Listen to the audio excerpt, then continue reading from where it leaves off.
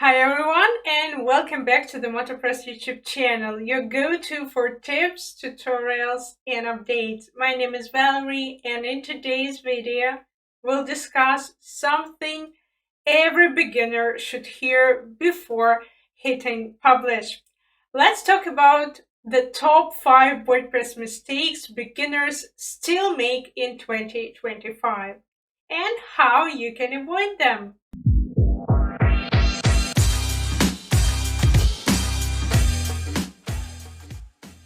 Trust me, we've all been there and we've all made at least one of these classic rookie mistakes. So today I'm going to save your time, frustration, and possibly a support ticket or two by sharing these top 5 WordPress mistakes beginners make. Alright, let's start with mistake number 1, and this one's super common. It's installing every plugin under the sun. I get it. Plugins are exciting. There is one for sliders, one for contact forms, one that makes your buttons sparkle.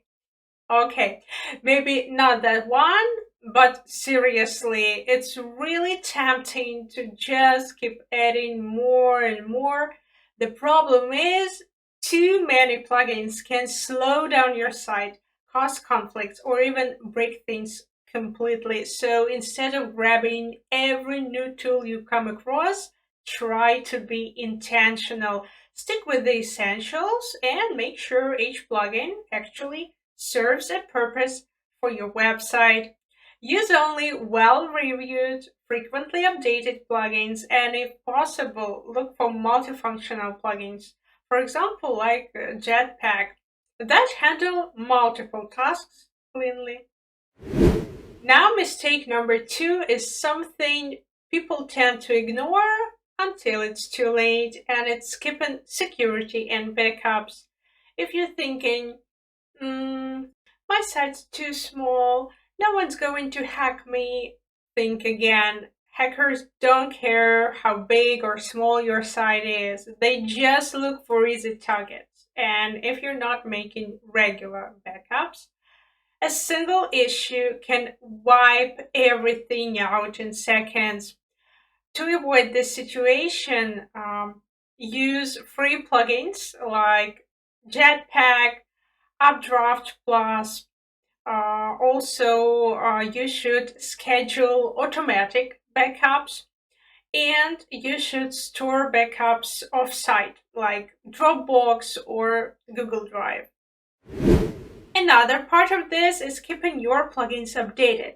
It might feel safe to just leave things as they are, but outdated plugins are one of the easiest ways for hackers to get in.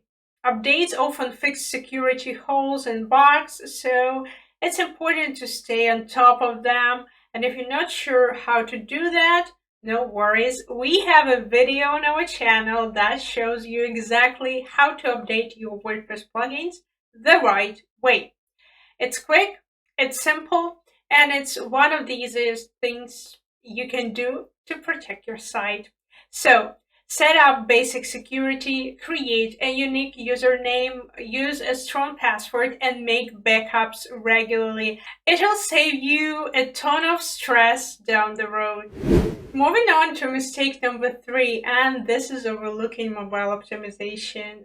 These days, most people are visiting websites from their phones. So, if your site doesn't look good or load properly on mobile, you're going to lose visitors fast.